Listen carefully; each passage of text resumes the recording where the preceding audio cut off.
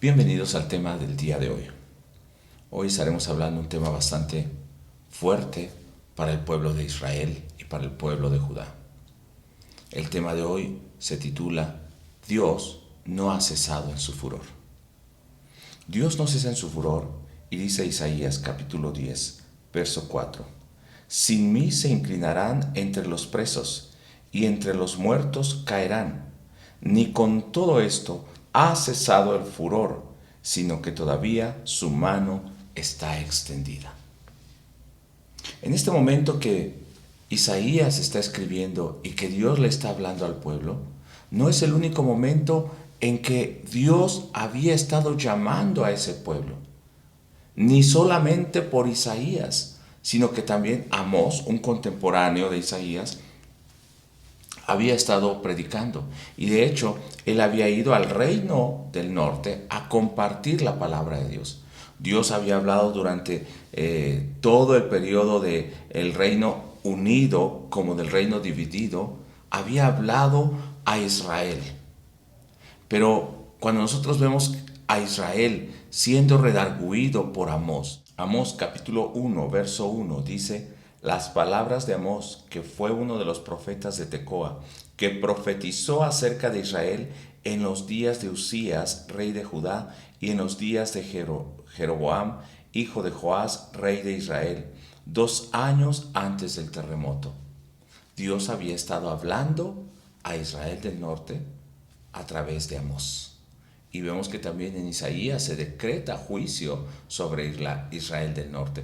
Pero en el capítulo 7, verso 12, nosotros vemos que los falsos sacerdotes y los lugares de adoración que tenía Israel del norte, Dan y Betel, ellos pensaban que adoraban a Dios, pero le adoraban a través de los Baales, a través de las imágenes. Y de hecho en esos dos lugares habían becerros de adoración. Entonces, el sacerdote de Betel, en el capítulo 7, verso 12 de Amós, le dice a Amós, y Amasías dijo a Amós: vidente, vete, huye a tierra de Judá, o sea, regrésate a tu tierra, y come allá tu pan y profetiza allá, o sea, no queremos tu palabra aquí, tampoco te vamos a apoyar, vete allá si te dan sustento. Verso 13, y no profetices más en Betel, porque es santuario del rey y capital del reino. Esos lugares realmente no eran para adorar a Dios. Era el lugar donde los reyes de Israel del norte iban a adorar a sus propios ídolos, a la forma que ellos pensaban. Y de hecho el primer rey de Israel, llamado igual que el rey que se encontraba en este momento, Jeroboam, era el causante de que ellos hubieran construido los lugares de adoración y se hubieran alejado de Dios. Dios entonces ha mandado profetas a advertirles del mal y los ha llamado al arrepentimiento, pero ellos no han vuelto a Dios. En ese tiempo, también el ejército asirio era el más poderoso y el más organizado del oriente. Además, era el ejército con más entrenamiento en la guerra, con artes de guerra, pero también era el que trataba con crueldad y a sus vencidos, y además había levantado un imperio poderoso por medio del terror, la violencia, la destrucción. Y uno de esos reyes fue el que en el año 722 vino y destruyó el reino de Israel del norte. Salmanasar se llamaba ese rey. Entonces, esto era lo que estaba pasando. Había un imperio fuerte y había también profetas que estaban hablando a Israel del norte de parte de Dios. Entonces, en este contexto, nosotros vamos al capítulo 9 de Isaías, verso 8, y nosotros podemos ver que Dios está revelando al pueblo y le está llamando la atención, pero este pueblo no quiere oír la voz de Dios. Está advirtiendo del mal que vendrá, pero ellos prefieren andar en sus caminos. Dice en el verso 8 de la siguiente manera: el Señor envió palabra a Jacob y cayó en Israel, y la sabrá todo el pueblo Efraín y los moradores de Samaria. Samaria era la capital de Israel del norte, que con soberbia y con altivez de corazón Dicen, vea cómo van en contra de la voluntad de Dios. Los ladrillos cayeron, o sea, vino la destrucción, vino el enemigo, pero edificaremos de cantería, o sea, de piedra. Cortaron los cabrahijos, pero en su lugar pondremos cedros. O sea, si vino una destrucción, parecería que ellos tienen la intención de levantarse, pero realmente van en contra de la voluntad de Dios, son soberbios y ellos no quieren humillarse delante de Dios. Si Dios derriba lo que tenemos de tabique, lo vamos a construir de acero. Todo lo vamos a levantar nuevamente. Pero Dios había levantado su mano en contra de ellos. Y Dios está castigándolos a través de sus enemigos. Pero ni con ese enojo de Dios ellos se arrepienten. Y aún el juicio que ha venido sobre ellos, el castigo a través de los enemigos, no ha disminuido el enojo de Dios sobre su pueblo. Dice en el verso 11 del capítulo 9 de Isaías: pero Jehová levantará a los enemigos de Risín contra él, y juntará a sus enemigos del oriente, los sirios y los filisteos del poniente, y a boca llena devorarán a Israel. Pero vea lo que dice al final del verso 12, y va a ser una constante. 3 veces durante este capítulo va a estar repitiendo esta frase: ni con todo eso ha cesado su furor, sino que todavía su mano está extendida. O sea, todo el juicio no ha sido suficiente para disminuir la ira de Dios, y la mano de Dios está presta para asestar el último golpe.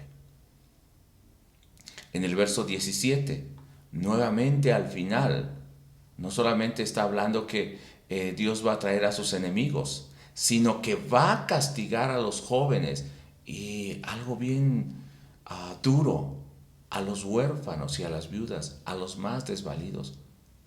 Pero aún así va a decir, aún Dios no ha terminado con el juicio. Dice el verso 17: por tanto, el Señor no tomará contentamiento en sus jóvenes, ni de sus huérfanos, ni de sus viudas tendrá misericordia, porque todos, mire cómo son, falsos y malignos, y toda boca habla despropósito. Y al final del verso 17 dice: ni con todo esto ha cesado el furor, sino que todavía su mano está extendida. Una tercera vez en este capítulo vuelve a repetir esta frase.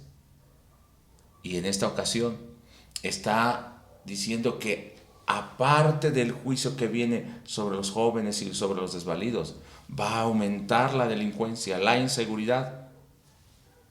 Y esto es juicio de Dios, pero ni aún con esto se ha disminuido el enojo del Señor.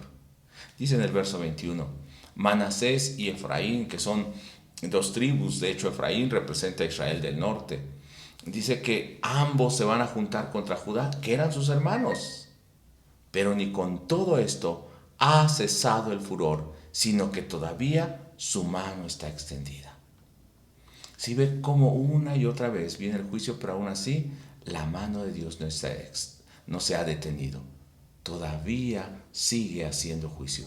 Y en el capítulo 10 nuevamente viene o vuelve a mencionar esta frase. O sea, 3 veces en el capítulo 9 y una en el capítulo 10.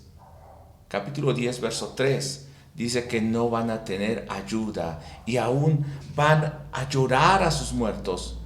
Pero ni con esto va a cesar el furor de Dios. Dice el verso 3. ¿Y qué haréis en el día del castigo? ¿A quién os acogeréis para que os ayude? No van a tener ayuda. Cuando venga de lejos el asolamiento, no van a tener quien os liberte. ¿En dónde dejaréis vuestra gloria? ¿Dónde va a quedar su soberbia? Aquella autosuficiencia, aquel poder, sus amigos, sus aliados, no va a haber quien nos ayude. Dice verso 4, sin mí se inclinarán entre los presos y entre los muertos caerán. O sea, van a llegar a humillarse a tal situación que van a caer con los muertos. Y pareciera ser que es un panorama similar al que estamos viviendo el día de hoy. Pero dice al final del verso 4, ni con todo esto ha cesado su furor, sino que todavía su mano está extendida. Y debíamos preguntarnos, ¿qué es ese furor de Dios? ¿Qué es la ira de Dios? No es que Dios esté enojado contra su pueblo de balde, sino que Él había advertido desde que los llamó en Deuteronomio capítulo 28. Si ellos oían y obedecían la voluntad de Dios, Dios los bendeciría, estaría con ellos en la tierra que fluye leche y miel, que los introdujo, les daría todo. Benditos serán en su entrar y en su salir, en el campo, en la ciudad. Bendito el fruto de su vientre, la arteza de su amasar. Hasta el verso 14, pero a partir del verso 15 empieza a decir, pero si no oyen los mandamientos, ni andan conforme a estos mandamientos, no los obedecen, entonces ¿qué va a hacer Dios? Malditos serán. Y empieza a hacer una desglose de todas esas maldiciones. Y no solamente es como las bendiciones, sino es mucho más.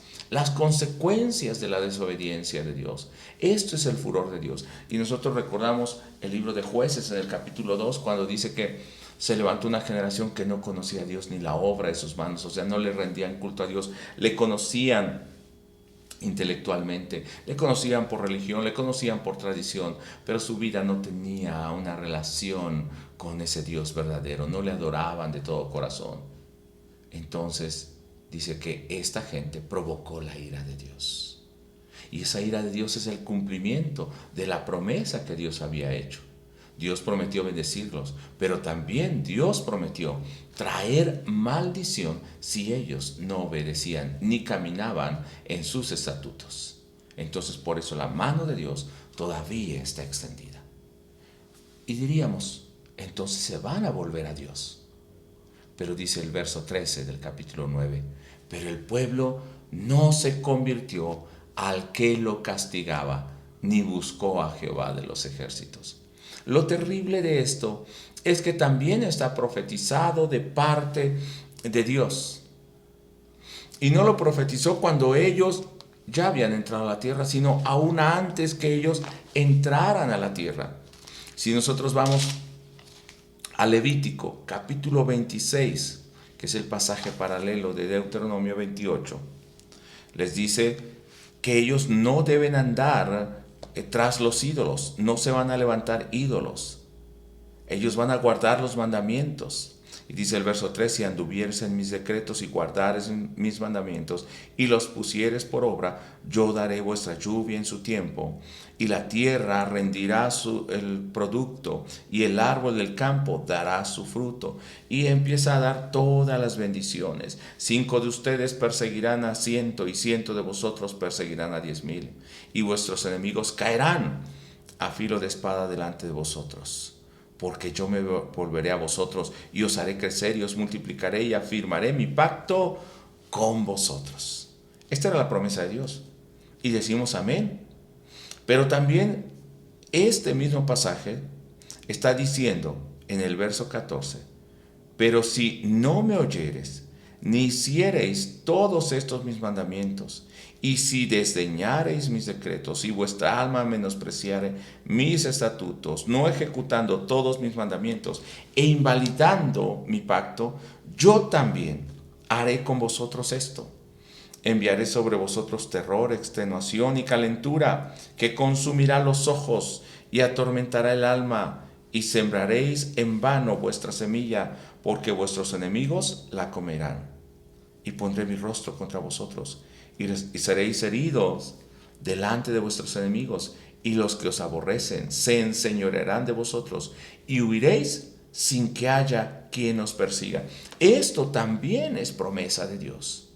Y el pueblo lo sabía, pero no se convirtieron. Y dice en el verso 18, y si aún con estas cosas no oyereis, o sea, ¿cuál era el propósito de Dios? Que ellos oyeran, que se volvieran a Él. Si no oyereis, ¿qué va a pasar? Verso 18, si aún con estas cosas no oyereis, yo volveré a castigaros 7 veces más por vuestros pecados, y quebrantaré la soberbia de vuestro orgullo, y haré vuestros cielos como hierro, y vuestra tierra como bronce. Entonces, ¿qué es lo que está haciendo Dios? Está quebrantando el orgullo de Israel en Isaías. Pero ellos, dice el verso 13, pero el pueblo no se convirtió al que lo castigaba, ni buscó a Jehová de los ejércitos. Era la consecuencia de su pecado. Dios lo había prometido, ellos lo sabían, pero ellos no volvían a Dios. 3 veces en el capítulo 9, una en el capítulo 4 hasta ese punto, donde Dios está repitiendo una y otra vez: ni con todo esto ha cesado su furor, sino que todavía su mano está extendida. ¿Por qué? Es que Dios quería exterminar a este pueblo. Es porque este pueblo no se había convertido, ni había vuelto al Dios que los castigaba. Pero ese castigo era, según Levítico 26, esperando que ellos oyeran y se volvieran nuevamente a Él. Y dice el capítulo 9, verso 13 de Isaías: ni buscaron a Jehová de los ejércitos. Entonces, Dios los está juzgando. Dios está trayendo sobre ellos el castigo por la rebeldía, por la maldad que hay en ellos. Dios los va a juzgar. Y vamos a ver cómo era este pueblo. Y hay una expresión en el capítulo 9, verso 14 de Isaías, que dice de la siguiente manera: que Dios va a juzgar tanto a la cabeza como la cola, la rama y la caña. ¿Y a qué se refiere esto? Se refiere a que Dios estaría juzgando tanto a los príncipes, a los líderes, como también al pueblo. Dice el verso 14 del capítulo 9: y Jehová cortará de Israel cabeza y cola, rama y caña en un mismo día. Y la interpretación de esto está en el verso 15, donde nos dice: el anciano y vulnerable de rostro es la cabeza, lo que era más venerado. Dice: y el profeta que enseña mentira es la cola. O sea, Dios va a destruir a los ancianos y a los profetas. Con eso la ira de Dios ha quedado satisfecha. Pero nos dice que no. ¿Por qué no? Vamos a ver cómo era el pueblo. Ya vimos a los ancianos y a los profetas. Los profetas enseñaban mentira. ¿Cómo eran los líderes, los gobernantes, los gobernadores? Dice la palabra de Dios que en el verso 16: porque los gobernadores de este pueblo son engañadores, son mentirosos. Parece que fuera una campaña política desde este momento. Así, hablan una cosa y hacen otra. Dice: y sus gobernadores se pierden. Esos gobernadores no son diferentes a los de ahora. Son hombres igual. Los de ahora y los de ese momento. ¿Cómo eran sus jueces? ¿Cómo eran aquellos que debían aplicar la justicia? Dice en el capítulo 10, verso 1: ay de los que dictan leyes injustas, los jueces, los ministerios, y prescriben tiranía. No es una descripción del día de hoy. Desde ese momento estaba sucediendo esto. Verso 2: para apartar del juicio a los pobres y para quitar el derecho a los afligidos de mi pueblo. O sea, era para tomar ventaja de los más pobres, para despojar a las viudas y robar a los huérfanos. Esto es como, no solamente los jueces, las cámaras, que son los que hacen las leyes. Las leyes a veces están hechas para dar ventaja al que más tiene, y al pobre cada vez lo hunden más en su pobreza, en su miseria. No estamos hablando de nuestro país, de nuestra actualidad, pero parece una descripción total. Y diríamos: bueno, con esto que Dios está juzgando al anciano, al profeta, a los gobernantes, a los jueces, los de arriba, entonces ya Dios está satisfecho con su juicio. Recuerde que hemos visto: ni aun con esto ha cesado el furor de Jehová, sino que todavía su mano está extendida. Porque la gente pobre, esa gente es buena. La gente pobre es diferente. La gente pobre, la gente que trabaja, los huérfanos, las viudas, pobre gente. Ellos sí necesitan el apoyo, pero la Biblia dice que no, que la gente no era así. Las viudas y los huérfanos son malignos, falsos, hablan despropósito, perversidad, viven en crímenes e insensatez. Dice el verso 17, capítulo 9, verso 17. Por tanto, el Señor no tomará contentamiento en sus jóvenes, no quedará satisfecho con el juicio sobre los jóvenes, que son el futuro, ni de sus huérfanos y de las viudas tendrá misericordia, los más pobres, los más necesitados, porque todos son falsos y malignos, y toda boca habla de despropósito. Y nos dice al final, ni con todo esto ha cesado su furor, sino que todavía su mano está extendida. Y muchos dirían, ¿qué Dios es este? ¿Qué Dios tan injusto? ¿Por qué actúa de esta manera? Pero sí hemos visto el anciano, el profeta, los líderes, los jueces, los mismos huérfanos, la gente pobre, todos vivían de acuerdo a su propósito, alejados de Dios. Entonces la ira de Dios no se puede detener. La ira de Dios se enciende entonces como fuego sobre su pueblo. Capítulo 9, verso 18, dice, y porque por la maldad se encendió mi fuego. No es porque quisiera juzgarlos, es como decía en Levítico, porque ustedes no han andado en mis caminos. Por eso se enciende el fuego. Lo que estamos pasando hoy es un llamado de atención para mí, para la iglesia, para ti, hermano, para ti, amigo, que nos estás escuchando. Porque a veces decimos, yo no soy tan malo como los demás. Yo ayudo a la demás gente. Esto no es algo que te gane a ti la justicia o el cielo, sino que tu vida o mi vida está alejada de la relación con Dios. Esto es lo que nos ha traído el juicio a nuestras vidas. Dice que entonces la ira de Dios se enciende como fuego y sobre esos cardos y espinos, sobre esa hojarasca, sobre esa hierba seca, ¿qué hace? La devora. Y se encenderá en lo espeso del bosque, o sea, aún en aquello que sería difícil y que se queme o se consuma y que es el sustento, es el pulmón de las ciudades, es el alimento para los que cultivan. Sobre esos bosques también vendrá el furor de Dios, sobre la naturaleza. Y vemos ahora, aún sobre nuestra naturaleza, ha venido la ira de Dios. Y serán alzados como remolinos de humo, quemazones, incendios, devastación, tsunamis, mal tiempo, huracanes, pandemia, epidemias, enfermedades, pobreza. Esto es causa de nuestra rebeldía contra Dios. Verso 19, y dice que la ira de Dios se encenderá no solo como fuego, sino que oscurecerá la misma tierra. Y cuando habla de esta forma metafórica, lo que dice es que será tan terrible el juicio de Dios como si el mismo sol se oscureciera. Verso 19. Por la ira de Jehová de los ejércitos se oscureció la tierra, y será el pueblo como pasto de fuego. El hombre no tendrá piedad de su hermano. O sea, entre los mismos hombres nos vamos a estar destruyendo.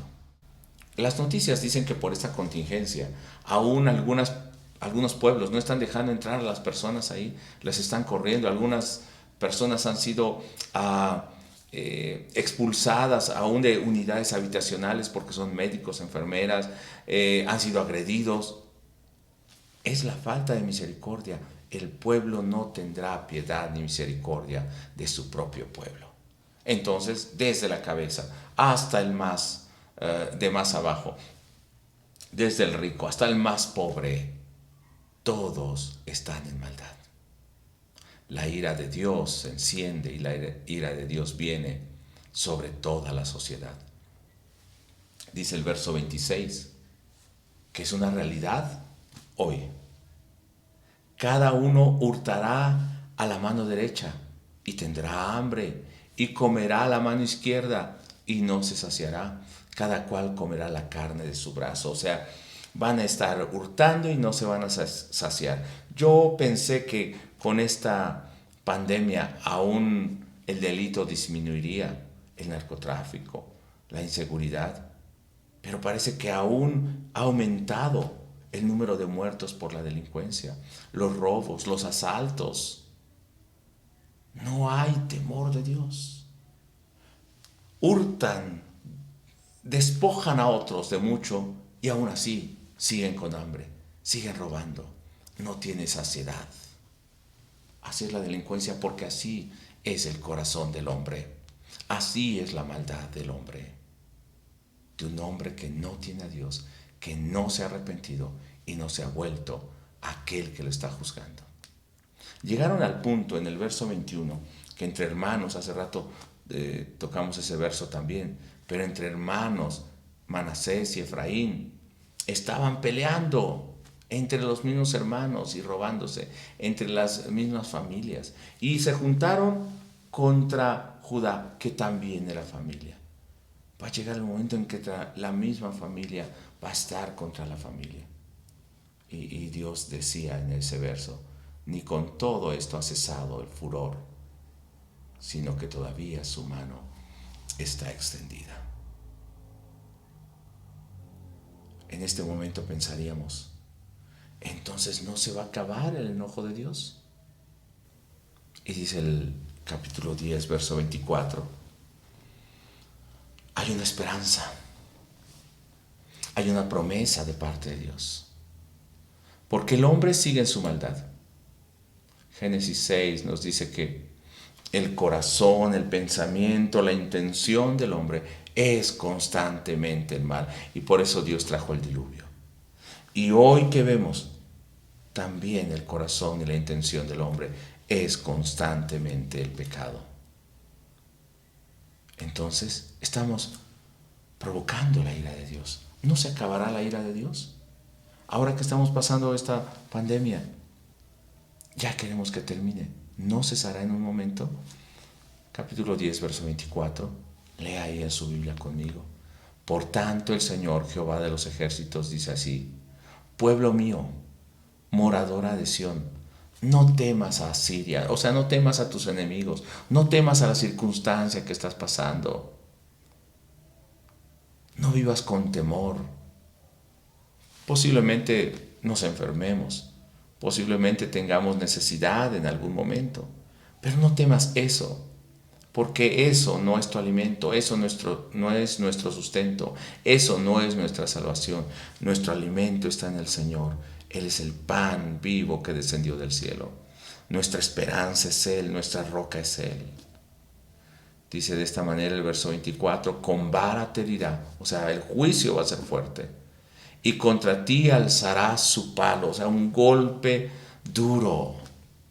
Ciertamente lo estamos enfrentando el día de hoy. Pero dice el verso 25, mas de aquí a muy poco tiempo se acabará mi furor y mi enojo para destrucción de ellos. ¡Qué gozo! ¡Qué gozo que tengamos un Dios misericordioso! Que a pesar de haberle provocado a ira y que Él cumple su palabra trayendo juicio, Él también da una esperanza. Mas de aquí a muy poco se acabará mi furor y mi enojo para destrucción.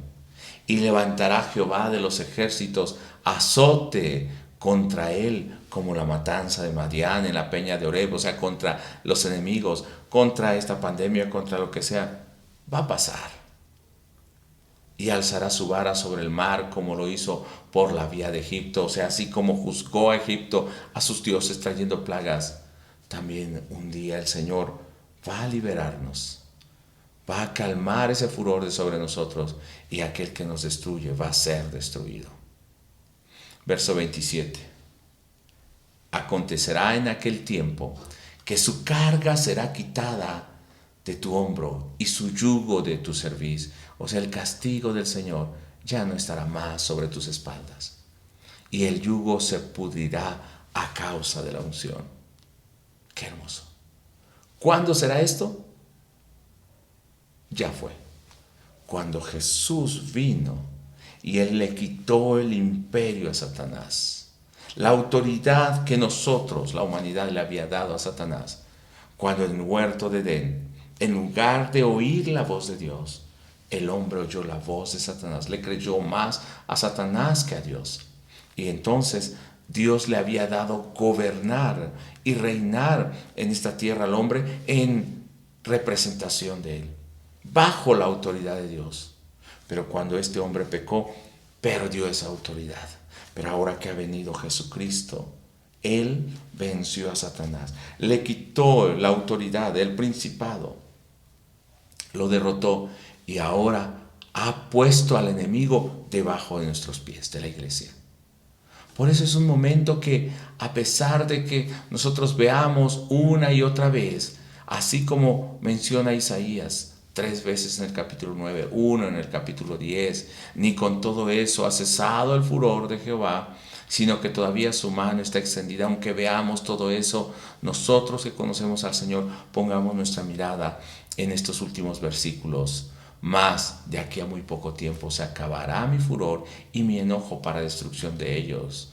Y la carga será quitada de tu hombro y, y su yugo de tu cerviz por causa de la unción. Hermano, es un gozo que nosotros conozcamos la palabra de Dios. Es un gozo que tengamos esperanza. Cuando el mundo desespera, nosotros podemos confiar en el Señor. Posiblemente alguno de nuestros hermanos se enferme, alguno de nosotros se enferme. Pero que a diferencia del mundo, nosotros no nos olvidemos que nuestra esperanza es el Señor. Nuestra vida es Él. Que de aquí a muy poco se va a terminar su enojo. Y ya se ha quitado ese yugo. Ya se quitó cuando Jesús vino. Se terminó. Porque antes no nos podíamos acercar al Señor, a Dios el Padre. Pero ahora a través de Jesucristo, abogado tenemos para con el Padre a Jesucristo. Y Él es el medio de salvación, no solamente para mí, sino para todo el mundo. Gracias a Dios que conocemos esta palabra y tenemos esta promesa.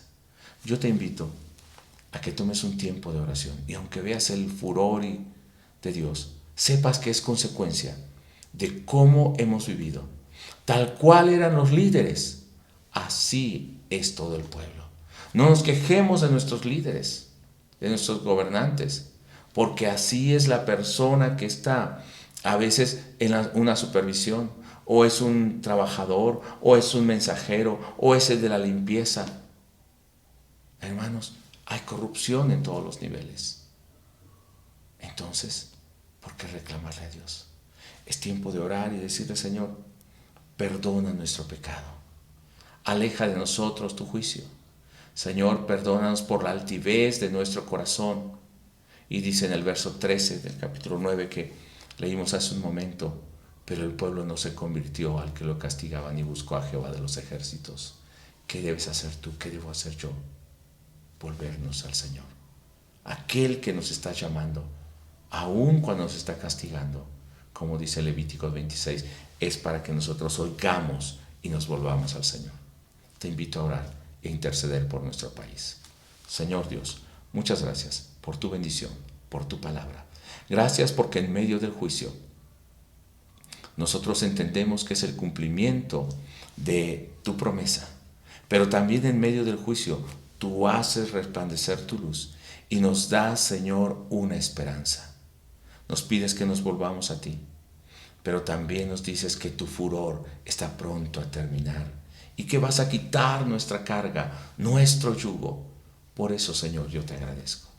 Muchas gracias porque hemos podido estar en tu presencia y meditar tu palabra. En el nombre de Jesús. Amén. Dios le bendiga. Yo le invito a que nos veamos los demás días que tenemos actividad. El día miércoles a las 7 de la noche, viernes a las 7 de la noche y el domingo a las 11 de la mañana. Es una bendición. Si usted tiene alguna necesidad, también lo puede escribir y aquí abajo estaremos viendo en los comentarios para poder estar orando por ustedes en la semana. Les invitamos a que no dejen de meditar. Busque el calendario de meditación, busque los libros de meditación de palabra diaria, vaya a la palabra de Dios, tómese su tiempo para orar. También subiremos enseguida la clase para los niños. También haga la actividad con sus hijos, mándenos una foto si están haciendo esa actividad, mándenos una foto si están en la reunión de hogar, en su casa, en el servicio. Queremos estar orando por usted. Dios le bendiga, hermano. Nos vemos en la próxima.